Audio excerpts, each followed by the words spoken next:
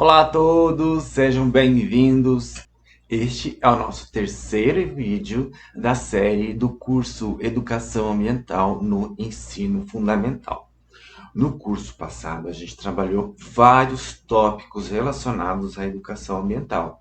A gente viu um pouquinho sobre a participação, a gente viu um pouquinho sobre o aquecimento global, sobre a crise climática, sobre o que é mata ciliar, sobre vários conceitos importantes que são conceitos que geram discussões nas aulas. Seja você professor de ciência, seja você professor pedagogo, seja você professor de qualquer disciplina ou qualquer ator envolvido no processo educacional. Então, assim, a gente tem que ter essa compreensão que a educação é um processo amplo, é um processo complexo. E todos os atores que constituem o espaço educativo, que constituem a escola, que constituem a família também, como que é a casa, como que é a realidade, como são as questões sociais, tudo isso está integrado e está vinculado à educação do indivíduo. Então, nesse processo complexo, o espaço da escola, o comportamento, os valores que a escola traz. E a escola é responsável por transmitir esses valores, por construir esses ideais junto com toda a sua equipe. Seja ela temporária, efetiva, a escola tem que transmitir uma imagem e uma noção, um exemplo de valores para os seus alunos.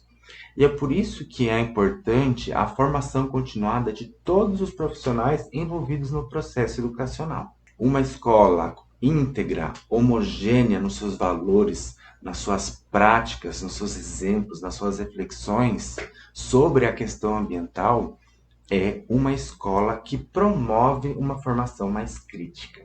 Neste vídeo, nós falaremos um pouquinho sobre as relações entre a ciência, a produção de novas tecnologias e as conexões desses conhecimentos e tecnologias com a sociedade. A gente vai refletir algumas questões sobre como a ciência produz conhecimentos, se ela é um conhecimento importante na nossa vida, será que somente há benefícios advindos da ciência e do desenvolvimento tecnológico? Essas reflexões serão feitas neste curso. Prometo ser um pouco mais breve.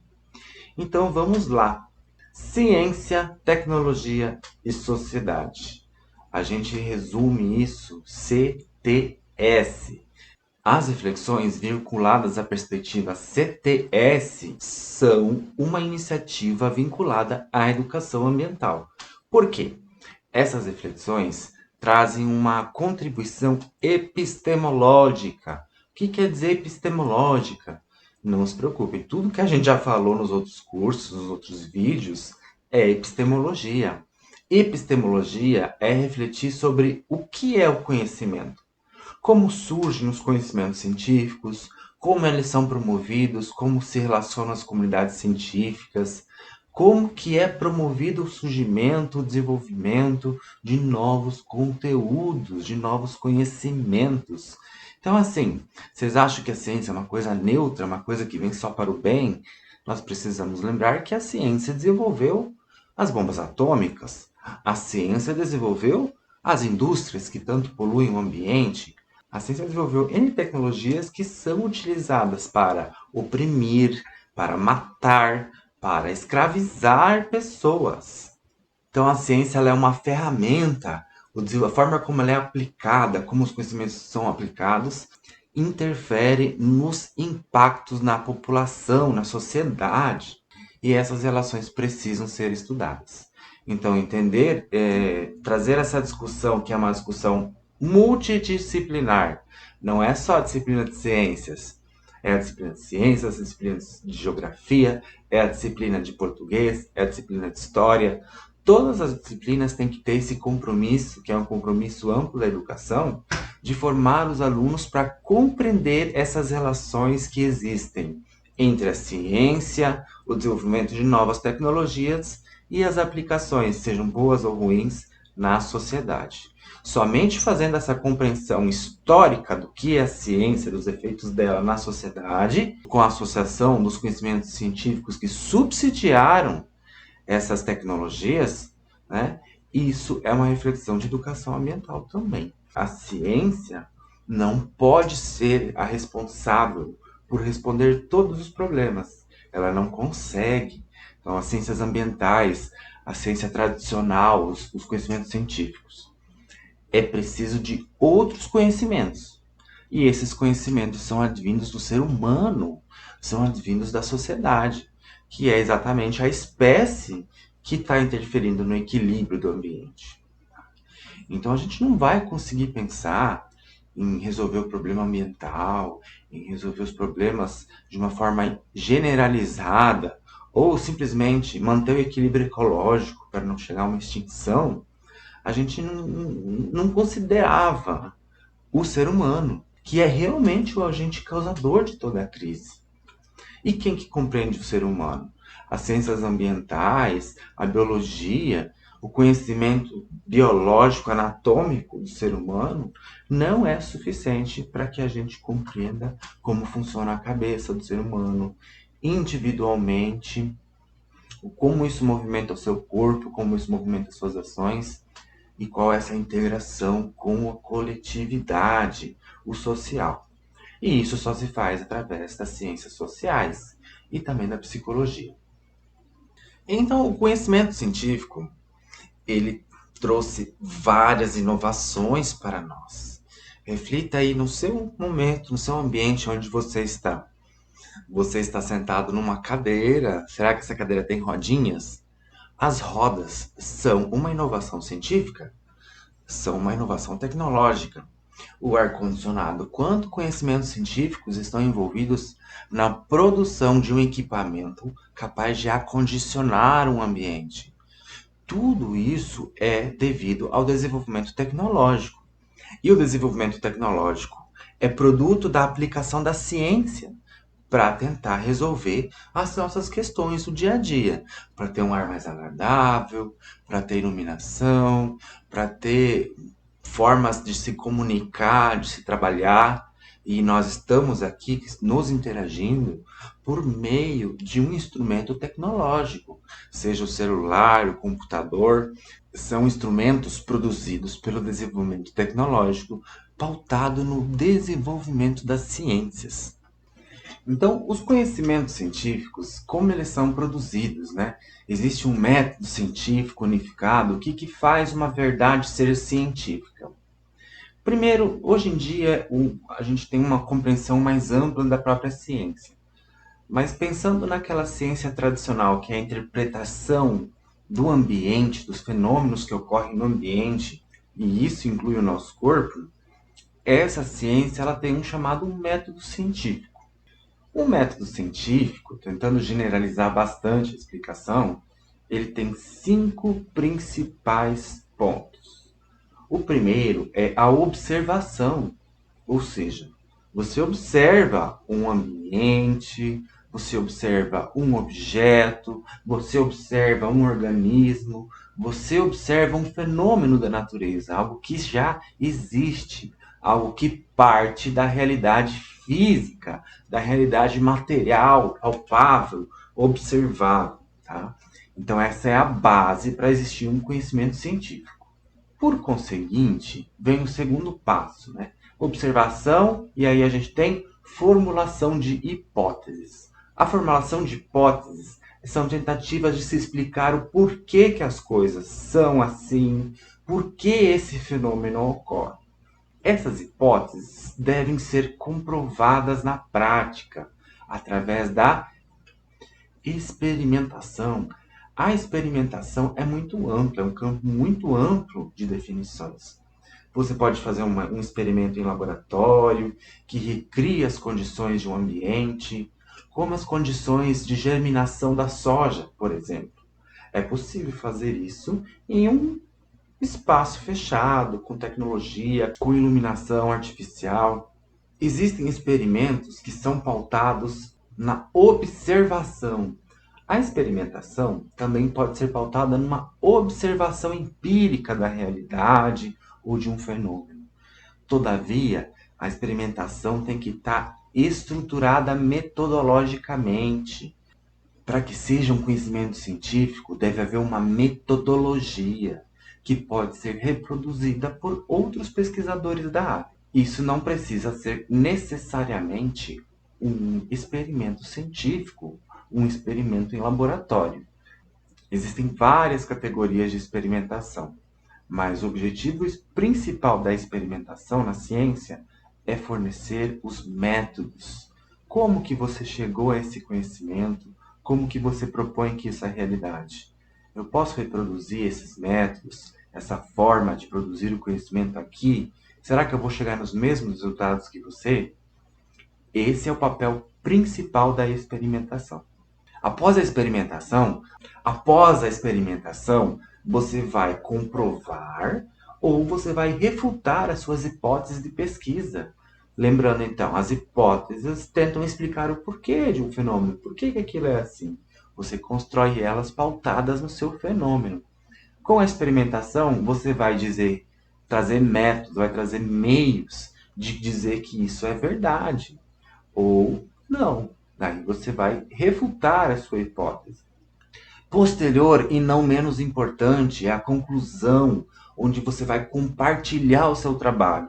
Todo conhecimento científico tem que ser compartilhado para que outros cientistas possam reproduzir a sua teoria, reproduzir os seus experimentos e validar aquilo que você fez, para que outros cientistas consigam reproduzir os meios que vieram você a aceitar ou refutar uma hipótese.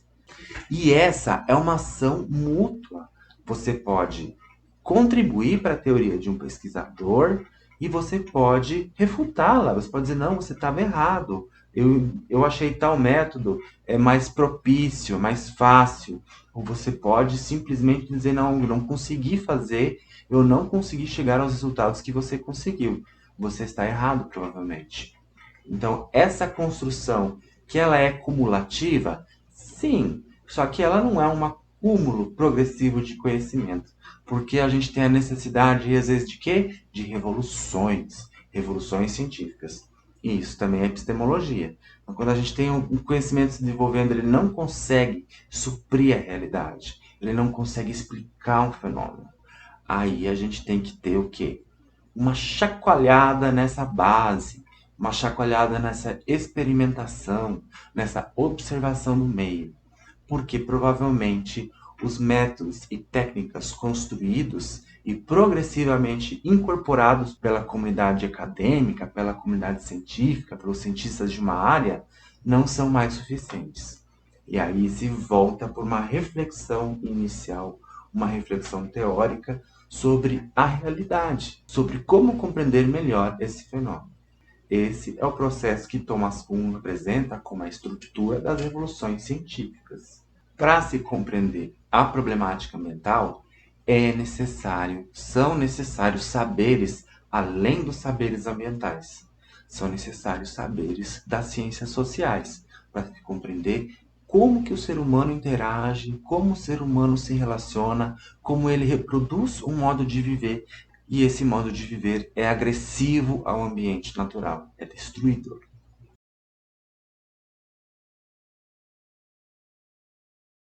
Para a gente trabalhar um pouquinho mais sobre essa questão de ciência, eu vou trazer um vídeo para vocês aqui, que é da Casa do Saber.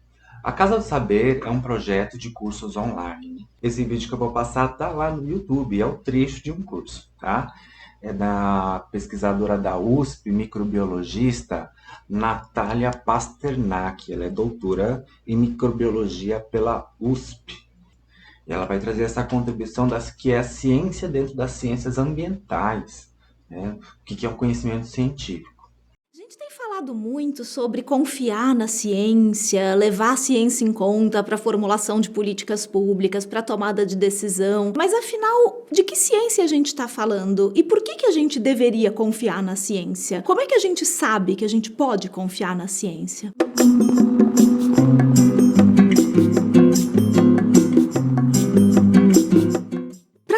começar a falar sobre por que a gente pode confiar na ciência, primeiro a gente tem que definir o que é ciência. E não é uma definição fácil. Existem vários tipos de conhecimento que são gerados pela humanidade. Um deles é o conhecimento científico, que se aplica muito mais a uma investigação do mundo, das ciências naturais. Tem outros tipos de conhecimento que também são super importantes e não são menos relevantes do que a ciência. A gente tem conhecimento sobre artes, música, literatura, esportes. E esses conhecimentos, eles são o que nos fazem humanos. Então, eles não são menos importantes. Mas, quando a gente fala de investigação do mundo natural, daí a gente está falando de ciência. E esses outros conhecimentos são conhecimentos que ficam para outras áreas da nossa humanidade, da nossa vida. Então, o que é o conhecimento científico, esse que estuda as ciências naturais? Ciência pode ser definida como um processo de investigação. Um processo de investigação que vai levar em conta experimentos e observação da natureza e, a partir desses experimentos e observação, vai tirar conclusões que são provisórias. Porque a ciência não lida com verdades absolutas. E a ciência tem uma característica muito interessante. Ela tem que estar disposta a mudar de ideia se as evidências mudarem. Então, essa é a característica fundamental da ciência. Ela é baseada em observação, em experimentação, e ela pode mudar de ideia se as evidências mudarem. Como é que as evidências mudam? Com o tempo, muitas vezes, com o aumento da tecnologia disponível. Então, às vezes, eu posso fazer um experimento hoje que 100 anos atrás eu não tinha tecnologia suficiente para fazer. Então, eu posso mudar de ideia porque uma nova tecnologia permitiu que eu fizesse um novo experimento. E é assim que a ciência muda. E isso é muito importante, essa capacidade da ciência de mudar, de corrigir os erros do passado e, principalmente, de nunca ser a dona da verdade. A ciência não é dogmática. A ciência vai chegar o mais perto possível da verdade com as melhores ferramentas que a gente tem disponível naquele momento, naquele contexto histórico. Outra característica importante da ciência, que faz com que a gente possa confiar nela, é que ela está sempre aberta para discussão pelos pares. Então, a ciência ela tem que ser pública, ela tem que ser possível de replicação.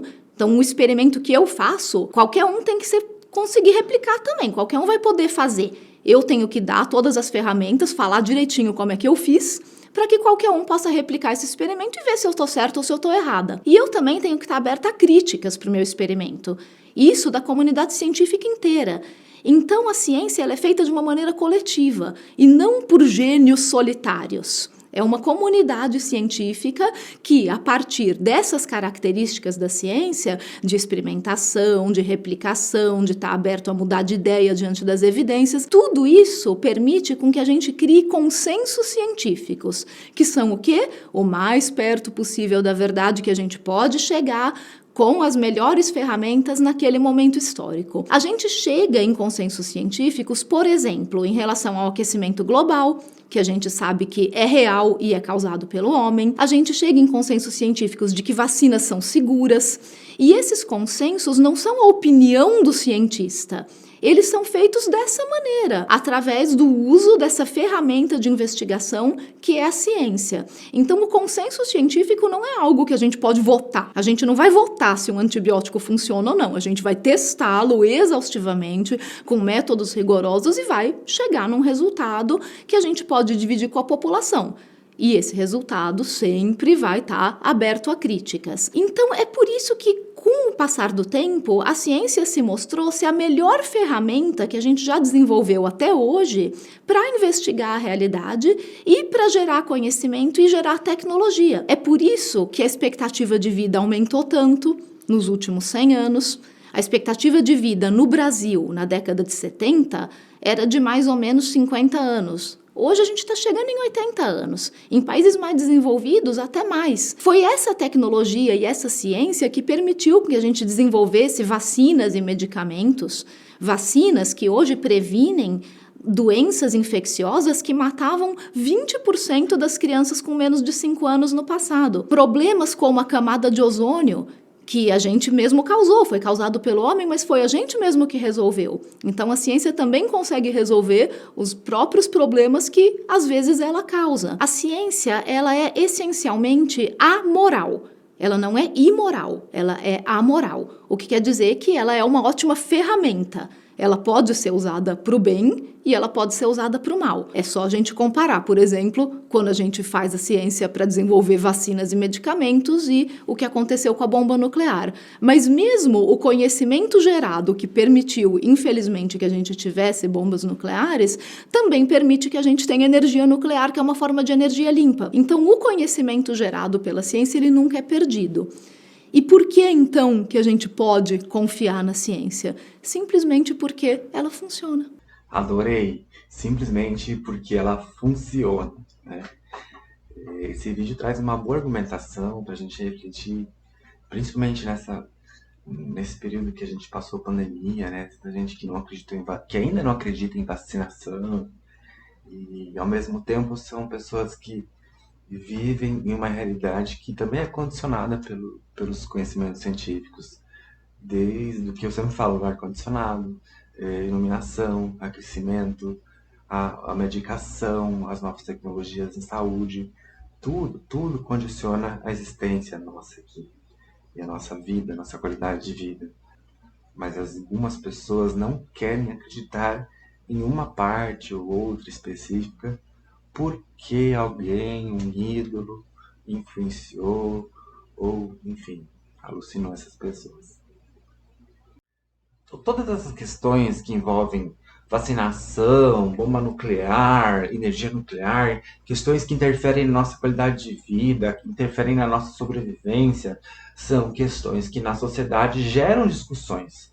A própria discussão sobre não acreditar na vacina da Covid é uma discussão muito boa para a gente utilizar em sala de aula. Por que as crianças, e olhe lá, eu no 6º ano, professor de ciências, tive que entrar numa sala de aula onde a maioria não acreditava em vacina.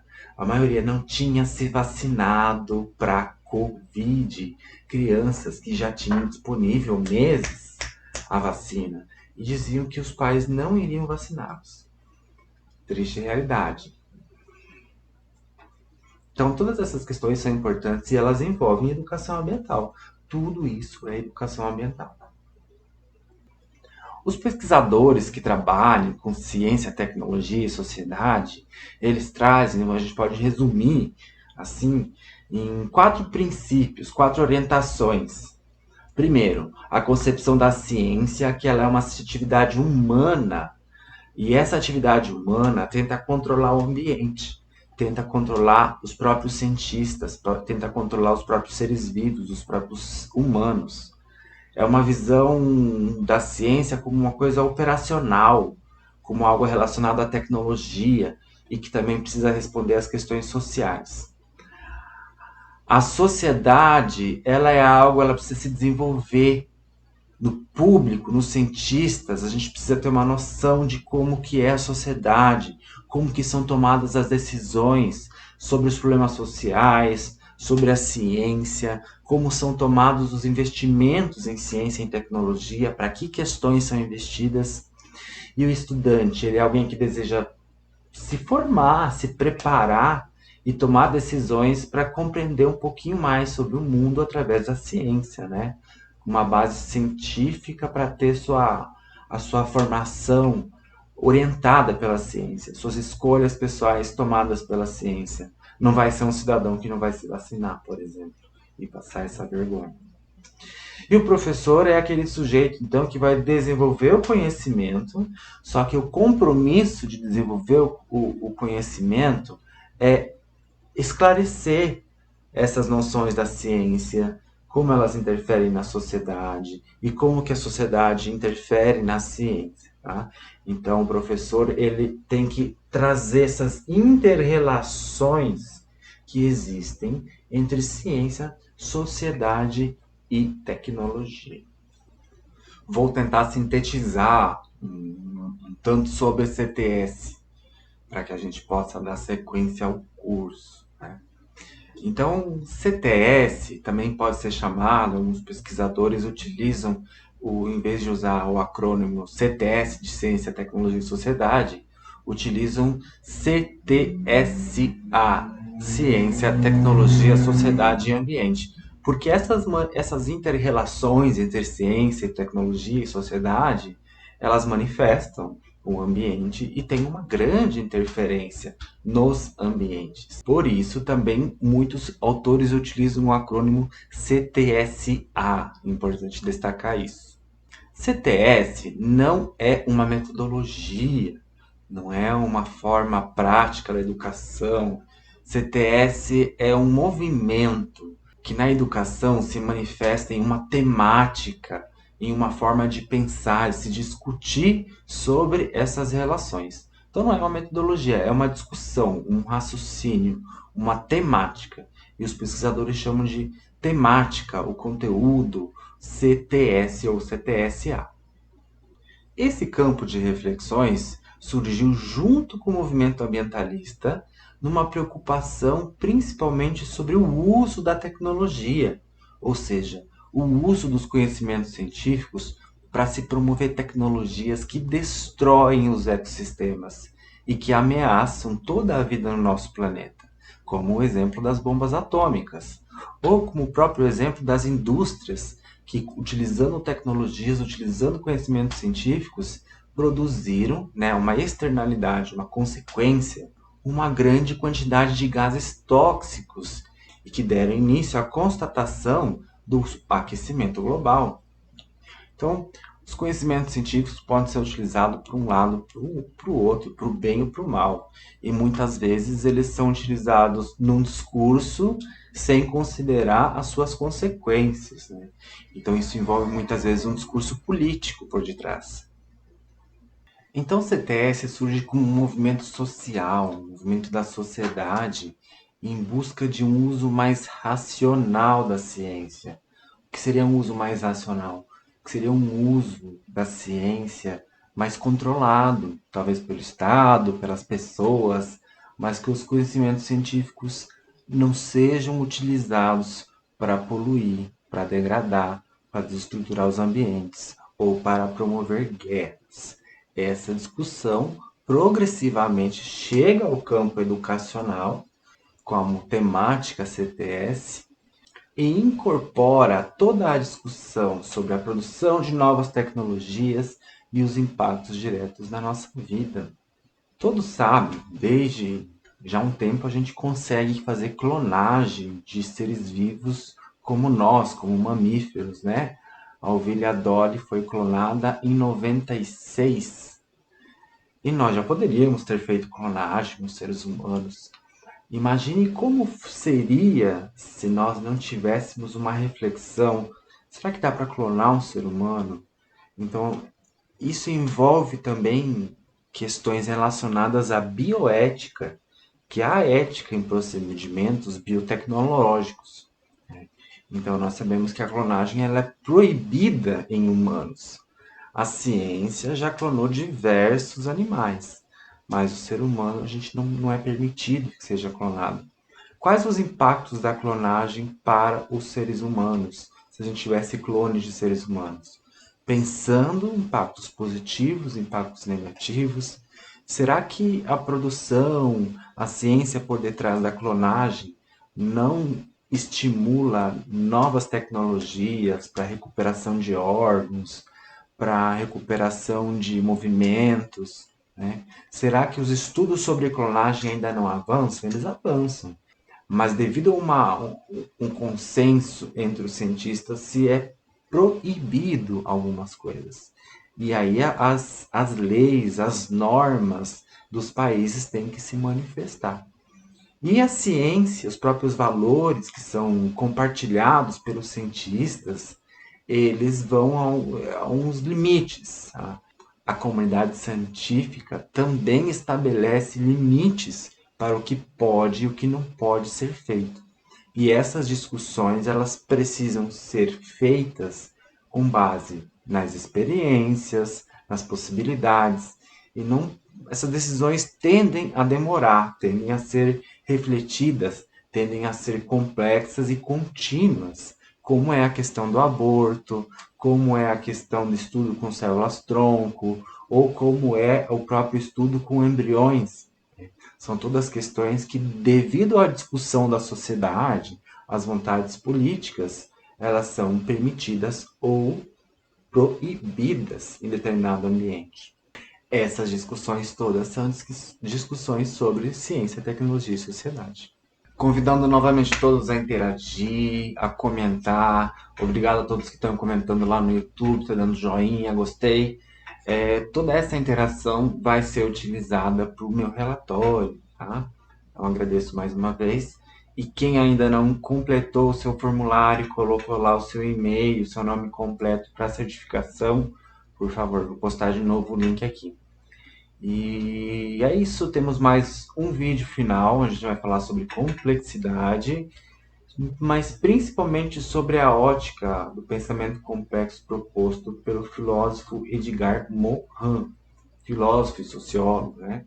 É um pensador da atualidade muito importante para se refletir sobre os conhecimentos, sobre o ambiente e como que essa fragmentação dos saberes, essa fragmentação das instituições interfere na solução para os problemas ambientais. Tá? Então essas reflexões serão para o próximo e último vídeo do nosso curso. Aguardo vocês. Até, tchau, tchau!